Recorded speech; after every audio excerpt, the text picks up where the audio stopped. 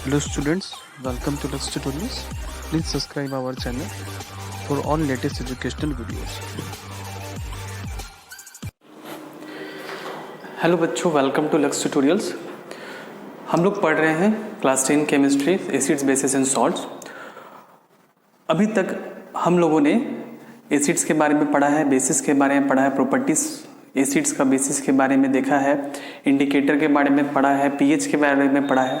तो काफ़ी कुछ हम एसिड्स बेसिस के बारे में पढ़ चुके हैं और उन्हें कैसे पहचानते हैं पीएच के थ्रू या लिटमस पेपर के थ्रू, वो भी हम लोग देख चुके हैं। तो अभी तक अपने लोग सिर्फ 50% जो चैप्टर है उसका 50% पार्ट ही पढ़े, 50% पार्ट अभी बाकी है। ये चैप्टर काफ़ी बड़ा है ना। इसके बाद मेटल्स नॉन मेटल्स वो भी बड़ा है, कार्बन भी बड़ा चैप्टर है, और जो लास्ट में आपका पीरियोडिक टेबल है वो थोड़ा छोटा चैप्टर है। ठीक है, तो चैप्टर थोड़े बड़े हैं तो समझना है। तो चैप्टर बड़ा है भले, लेकिन अगर आप समझ जाएंगे, कॉन्सेप्ट क्लियर हो जाएगा तो चैप्टर आपको बहुत ईजी लगेगा। तो इस वीडियो में हम लोग देखेंगे किसके बारे में, सॉल्ट्स के बारे में। सॉल्ट्स के बारे में आप लोगों को पढ़ना है। तो सॉल्ट क्या होता है भाई? तो हम न्यूट्रलाइजेशन रिएक्शन पढ़े। Acids react with base to form salt and water. Acids plus base तो क्या बनेगा अभी? Salt and water. ठीक है, यही सॉल्ट है ना। ये अच्छा, एसिड्स का पीएच कितना होता है भाई? पीएच 0 से 6 के बीच में होगा। बेसिस का पीएच 8 से लेकर 14 के बीच में होगा। और सॉल्ट कैसा होता है? न्यूट्रल। कैसा होता है भाई? न्यूट्रल। इसका पीएच कितना होगा? 7। ठीक है ना। तो सॉल्ट कैसे फॉर्म होता है? सॉल्ट फॉर्म होता है क्या, कब? When acid react with base it will form salt and water. समझ में आया? क्लियर है? इस तरह के रिएक्शंस को अपने लोग क्या बोलते हैं भाई? Neutralization reaction. इस तरह के रिएक्शन को हम लोग न्यूट्रलाइजेशन रिएक्शन बोलते हैं। ये क्लास 8 में भी आप लोग पढ़े होंगे। ठीक है, अच्छा। तो ये हो गया भाई सॉल्ट्स बनता कैसे, हाउ टू, मतलब सॉल्ट्स हम लोग कैसे बना सकते हैं। ठीक है, यहाँ पे डिफाइन लिखा हुआ है सॉल्ट का। ठीक है, सॉल्ट इज अ कंपाउंड। एक सॉल्ट वैसा कंपाउंड है फॉर्म फ्रॉम एन एसिड, जो किससे बनता है? एसिड से बनता है। By the replacement of hydrogen in the acid. कैसे बनता है? हाइड्रोजन को रिप्लेस करके। कैसे भाई? तो एक एग्जाम्पल के थ्रू हम लोग यहाँ पे इसको समझने का कोशिश करते हैं। एसिड, एसिड का एग्जाम्पल क्या हो गया भाई? HCl। बेसिक ले लीजिए, कौन हो गया आपकी? NaOH। तो ये क्या बनाएगा भाई? NaCl plus H2O। इसको बैलेंस करने का जरूरत है? नहीं है, बैलेंस है पहले से। ठीक है, तो देखिए क्या लिखा हुआ डिफाइन में। ए सॉल्ट इज ए कंपाउंड। एक सॉल्ट वैसा कंपाउंड है जो फॉर्म्ड फ्रॉम एन एसिड, जो किससे बना होगा? एसिड से बना होगा। तो ये सॉल्ट है NaCl, सोडियम क्लोराइड। तो ये किससे बना है? एक एसिड से बना है जिसका नाम क्या है? Hydrochloric acid. है ना, क्लियर है? ठीक है, तो ये सॉल्ट है। इस सॉल्ट का नाम क्या हो गया भाई? Sodium chloride. ठीक है, तो ये सॉल्ट जो सोडियम क्लोराइड है ये किससे बना है? Form from N acid. ये एक एसिड से बना है। ठीक है भाई, कैसे बना है? By the replacement of hydrogen in the acid. कैसे बना है भाई? तो जो एसिड में जो हाइड्रोजन है, एसिड में जो हाइड्रोजन है उसको रिप्लेस किया गया है, मतलब हटा करके किसी और को लाया गया है। तो किसको लाया गया भाई? बाय ए मेटल, एक मेटल को लाया गया। तो यहाँ पे देखिए HCl, ये एसिड है, तो Cl में से ये H हटा गया, रिप्लेसमेंट ऑफ हाइड्रोजन, मतलब हाइड्रोजन हटाया गया। उसके जगह पे कौन आया भाई? कौन आया? कौन आया? यहाँ पे देखिए Cl है, Cl के साथ हाइड्रोजन हट गया। कौन आ गया भाई? Cl के साथ Na। क्या है? मेटल है।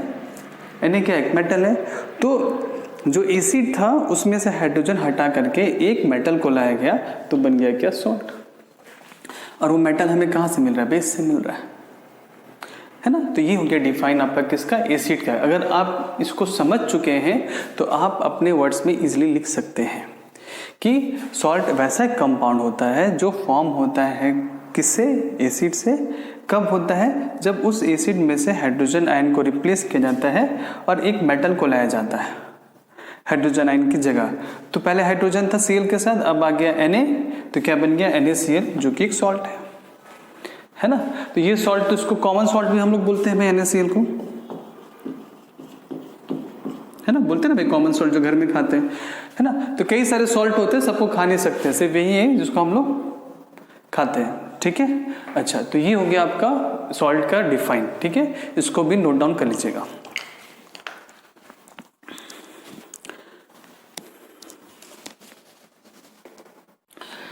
तो सॉल्ट कैसे फॉर्म होता है, when acid react with basis it will form salt and water. तो थोड़ा सा यहाँ से क्वेश्चन क्या आता है, जैसे अपने लोग एक कुछ एग्जाम्पल लिखते हैं एसिड्स का, और कुछ एग्जाम्पल्स हम लिखते हैं भाई बेसिस का, है ना, थोड़ा ध्यान दीजिएगा।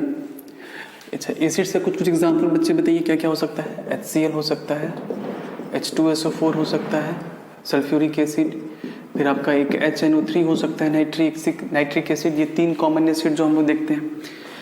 बेसिस में कौन हो सकता है भाई, NaOH हो सकता है, और आपका MgOH2 हो सकता है, CaOH2 हो सकता है। इस तरीके के बेसिस कॉमन बेसिस हम लोग देखते हैं, ठीक है।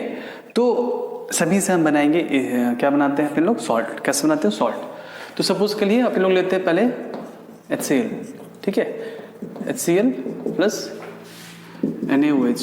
तो ये एसिड हो गया, ये बेस हो गया, तो क्या बनेगा भाई NaCl प्लस H2, ठीक है।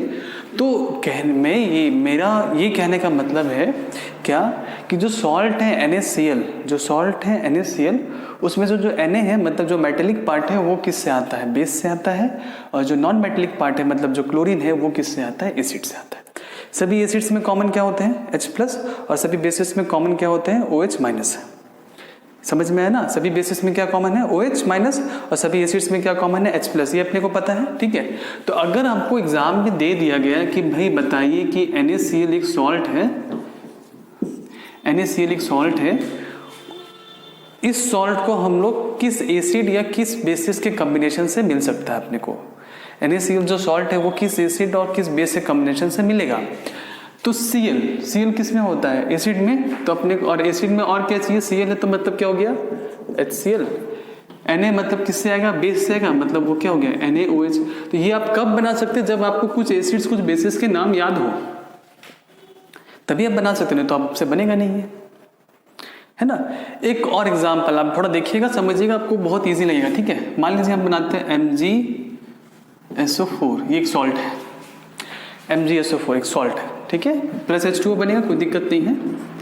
तो बताइए कि MgSO4 पार्ट कहाँ से आएगा, SO4 का पार्ट किससे आएगा, एसिड से आएगा। तो क्या लिखेंगे अपने लोग, इसमें आ रहा है आपका H2SO4,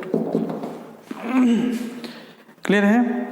Mg किससे आएगा, बेसिस में आएगा, तो हम लोग क्या लिख सकते हैं भाई यहाँ पे MgOH2, ठीक है। बैलेंस जो करना है, बैलेंस अगर करने का जरूरत होगा तो बैलेंस करेंगे, क्लियर है, समझ में आए ना। तो अगर सॉल्ट अपने को गिवन है, कहने का मतलब सॉल्ट अगर गिवन है, तो हम बता सकते हैं कि हाँ ये सॉल्ट किस एसिड और किस बेस से फॉर्म हुआ होगा, क्लियर है। एक और एग्जांपल देखते हैं, मान लीजिए अपने लोग, है ना, ये दूसरा हो गया। मान लीजिए थर्ड देखते हैं, किसको, मान लीजिए ये नाइट्रिक एसिड के देखते हैं, NaNO3, ठीक है, NaNO3 हो गया। तो Na किससे आएगा भाई, पक्का बेस से आएगा, मतलब कौन हो गया आपका NaOH, और NO3 किससे आता है भाई, एसिड से आता है, मतलब HNO3, ठीक है, प्लस H2, क्लियर है। तो आपको पता लगाना है कि हाँ ये सॉल्ट जो है इन दो एसिड और बेस से फॉर्म हुआ होगा। तो आप कब कर सकते हैं, जब आपको कुछ एसिड्स और बेसिस के फॉर्मूला याद होंगे, मतलब कुछ एसिड्स और बेसिस के नाम याद होंगे विथ केमिकल सिंबल्स, और क्लियर है, बात समझ में आई ना, ठीक है। तो इस तरीके से एग्जाम में आता है क्वेश्चन कि ये दे देगा, बोलेगा बताइए किस एसिड किस बेसिस से मिल करके ये सॉल्ट बनेगा, तो आप इजीली बता सकते हैं, है ना। तो इसको भी नोट डाउन कर लीजिएगा।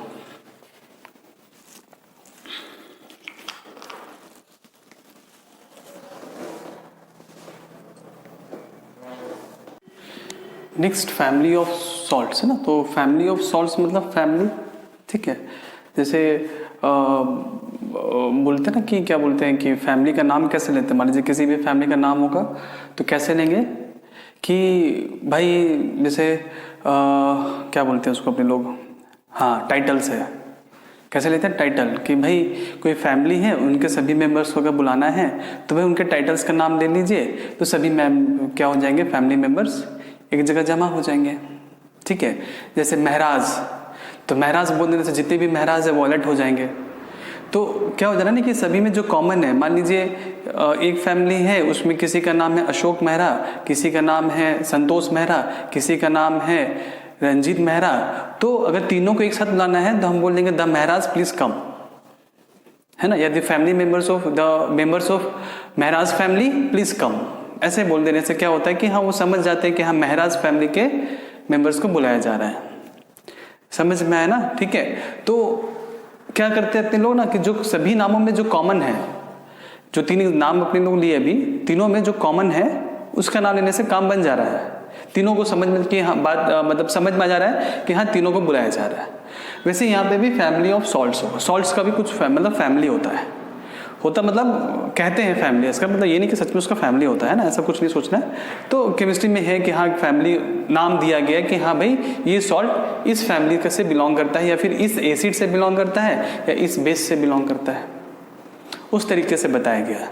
ठीक है, तो एक एग्जांपल हम लोग देखते हैं, पहले एग्जांपल देखेंगे फिर डिफाइन देखेंगे। जैसे यहाँ पे एक NaCl, NaNO3, Na2SO4, तो ये तीन सॉल्ट है, तो ये तीनों में कॉमन कौन है? सोडियम। तो इसको हम लोग क्या बोलेंगे? सोडियम सॉल्ट, कि हाँ ये सोडियम सॉल्ट है, मतलब ये वो सॉल्ट है जिसमें सोडियम है। तो बताइए कि ये सोडियम जो है, ये सॉल्ट जो है किस बेसिस से बने होंगे? क्योंकि यहाँ सोडियम है, तो ये सॉल्ट किस बेसिस से बने होंगे? सोडियम हाइड्रोक्साइड NaOH से बने होंगे।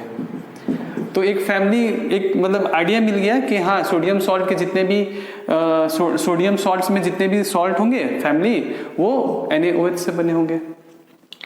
ठीक है, तो मतलब जो कॉमन नेम है उसको उठाना है अपने को। ठीक है, अब यहाँ पे देखिए, तो जो कॉमन नेम है वो मेटल भी हो सकता है, मतलब कहने का मतलब पॉजिटिव आयन भी हो सकता है, नेगेटिव आयन भी हो सकता है।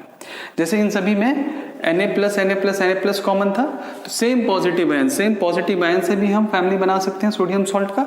या फिर यहाँ पे देखिए Cl सभी में कॉमन है, यहाँ NaCl, KCl, MgCl2, तो सभी में Cl कॉमन है, और Cl का साइन क्या होता है? Minus charge. तो सेम नेगेटिव आयन से भी हम बोल सकते हैं कि हाँ ये कौन सा फैमिली हो गया? Chloride salt.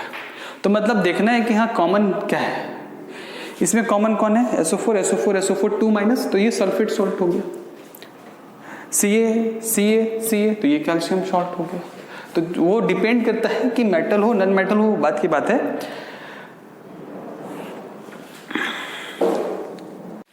तो करना क्या है आपको कि देखना है कि कॉमन क्या है ना, तो जो कॉमन होगा वही फैमिली का सॉल्ट हो जाएगा। ठीक है, तो ये हो गया आपका फैमिली ऑफ सॉल्ट्स के बारे में। अब हम लोग देखेंगे पीएच। ठीक है, सॉल्ट का पीएच कैसे होता है? तो पीएच में भी सॉल्ट होता है तो न्यूट्रल है, लेकिन उसमें भी दो है कि एसिडिक सॉल्ट, बेसिक सॉल्ट। उसके बाद थोड़ा सा हम लोग देखेंगे। ठीक है, उसके लिए आपको नॉलेज होना चाहिए कि स्ट्रॉन्ग एसिड कौन है, स्ट्रॉन्ग बेस कौन है, वीक एसिड कौन है, वीक बेस कौन है, तभी आपको आगे का समझ में आएगा। ठीक है, तो इसको लिख लीजिए, फिर हम लोग आगे बढ़ेंगे।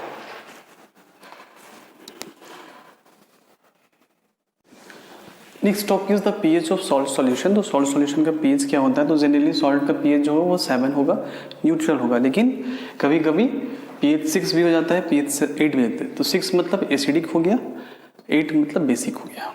ठीक है, सॉल्ट का फॉर्मेशन का तरीका एक ही है, acid base to form salt and water, तो बनेगा सॉल्ट ही बनेगा। लेकिन कभी कभी वो एसिडिक भी होते हैं, कभी कभी वो बेसिक भी होते हैं, कभी कभी वो न्यूट्रल भी होता है। वो अपने लोग देखते हैं कि कैसे होते हैं। ठीक है, तो यहाँ पे बोर्ड पे कुछ कुछ लिखा हुआ है, आप उसको थोड़ा सा गौर करिएगा। तो अगर pH 7 है मतलब न्यूट्रल सॉल्ट, pH 6 है मीन्स एसिडिक सॉल्ट, pH 8 है मीन्स बेसिक सॉल्ट। अभी हो कैसे रहा है? अगर स्ट्रॉन्ग एसिड और स्ट्रॉन्ग बेस मिलते हैं, अगर स्ट्रॉन्ग एसिड और स्ट्रॉन्ग बेस कंबाइन होकर मिलते हैं, तो भाई दोनों स्ट्रॉन्ग है तो क्या बन जाएगा? न्यूट्रल। भाई दोनों स्ट्रॉन्ग है तो न्यूट्रल सॉल्ट आएगा। Example, hydrochloric acid plus sodium hydroxide to form sodium chloride plus water. तो क्योंकि हाइड्रोक्लोरिक एसिड भी एक स्ट्रॉन्ग एसिड होता है और आपका सोडियम हाइड्रोक्साइड भी एक स्ट्रॉन्ग बेस होता है, तो दोनों स्ट्रॉन्ग मिल करके क्या बना दिया? न्यूट्रल। ठीक है, रस्सी खींच और टग ऑफ वार, सुना टग ऑफ वार, इधर भी रस्सी से खींचना उधर भी रस्सी से खींचना है। तो अगर दोनों तरफ स्ट्रॉन्ग पर्सन्स हो तो मतलब कोई जीत पाएगा, कोई नहीं जीत पाएगा, रिजल्ट ड्रॉ हो जाएगा, टाई हो जाएगा कहने का मतलब। ठीक है, तो वही टाई हो जा रहा है, टाई मतलब न्यूट्रल हो जा रहा है ना। भाई तेरा सुनेंगे क्योंकि तुम भी स्ट्रांग हो, ना तेरा सुनेंगे ना तुम क्योंकि तुम भी स्ट्रांग हो, भाई टाई करवा दिए यहाँ पे। तो वही चीज़ है यहाँ पे, है ना। तो ये हो गया आपका न्यूट्रल सॉल्ट। अब हम लोग देखेंगे एसिडिक और देखेंगे बेसिक सॉल्ट कैसे बनता है, इसको नोट डाउन कर लीजिएगा।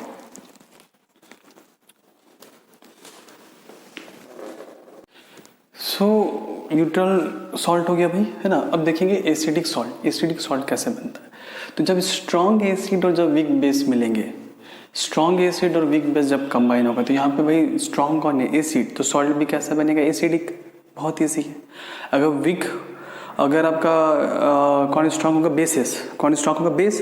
तो अगर बेस स्ट्रॉन्ग होगा तो सॉल्ट कैसा बनेगा? बेसिक बनेगा, बेसिक नेचर का। ठीक है। तो जैसे एग्जांपल एक हाइड्रोक्लोरिक एसिड जो कि स्ट्रॉन्ग एसिड होता है, अमोनियम हाइड्रोक्साइड जो कि वीक बेस होता है। तो स्ट्रॉन्ग एसिड वीक बेस मिलके जो भी सॉल्ट बनाएगा वो एसिडिक होगा। जो स्ट्रॉन्ग होगा वही वैसे ही नेचर सॉल्ट का भी होगा। ठीक है।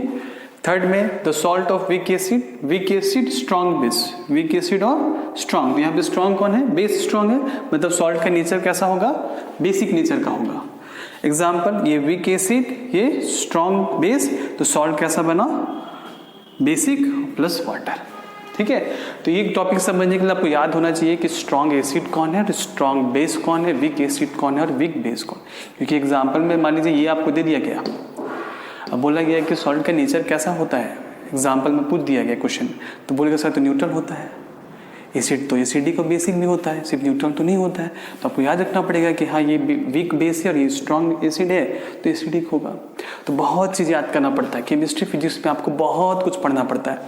बोलते हैं ना कि आप कुछ नहीं छोड़ सकते हो, कुछ नहीं छोड़ सकते हो। कई लोग बोलते हैं कि एनसीईआरटी पढ़िए हो जाएगा, खाली एनसीईआरटी पढ़िए, इंटेक्स पढ़िए, एक्सरसाइज पढ़िए, एनसीईआरटी को रीडिंग कर लीजिए हो जाएगा। नहीं, बिल्कुल नहीं होगा। क्योंकि एनसीईआरटी हाँ उसी को लेकर के अपने को पढ़ना, बेस्ड जो सिलेबस है वो based on the NCERT book है कि बेसिक वो बुक को फॉलो करना है। लेकिन क्वेश्चन बहुत डीप से आता है, बहुत घुमा घुमा के आता है। ठीक है। तो इसलिए मैं आपको प्रीफर करता हूँ कि आप एसचंद बुक का जरूर पढ़े, एक एक लाइन उसका पढ़े, वो बहुत अच्छा बुक है। ठीक है। जब मैं 9-10 में था तो भी मैं यही बुक फॉलो करता, मैं खुद पढ़ता था ये बुक। ठीक है। और बहुत ही अच्छा बुक है, मतलब ऐसा बुक है कि बच्चों को बुक से प्यार हो जाएगा अगर रीडिंग करने से। लेकिन आपको रीडिंग करना पड़ेगा, बुक को पढ़ना पड़ेगा, है ना। ठीक है।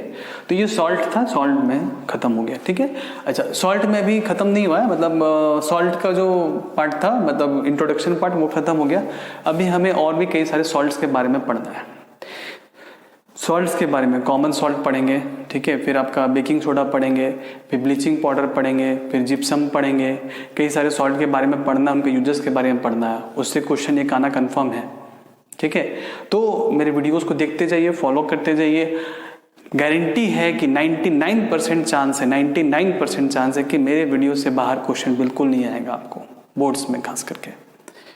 क्योंकि मुझे पढ़ाते हुए 5-6 साल हो चुका है और मैंने देखा है कि बस कॉन्सेप्ट को अच्छे से समझना है, छोड़ना कुछ नहीं है। बस क्या करते हैं कि छोड़ देते हैं, चलो नहीं इससे नहीं आएगा, नहीं छोड़ना कहीं। बच्चे लोग मुझसे पूछते हैं कि सर कुछ इंपॉर्टेंट क्वेश्चन बताइए। मैं हमेशा बोलता हूँ कि पूरा बुक पढ़ो, कुछ इंपॉर्टेंट नहीं है, सब इंपॉर्टेंट है। कुछ इंपॉर्टेंट नहीं है लेकिन सब इंपॉर्टेंट है, तो सब पढ़ना है, कुछ छोड़ना नहीं है। ठीक है। तो ये हो गया आपका सॉल्ट का इंट्रोडक्शन पार्ट खत्म। नेक्स्ट वीडियो में हम लोग कुछ सॉल्ट्स के टाइप्स के, कुछ सॉल्ट्स के बारे में अपने को पढ़ना है, जैसे sodium chloride, baking soda, gypsum, तो वो धीरे धीरे हम लोग करेंगे। ठीक है। तो आज का ये वीडियो खत्म। अपने फ्रेंड्स को शेयर करिए ताकि उनको भी लाभ हो, उनको भी समझ में आए, है ना। Thank you.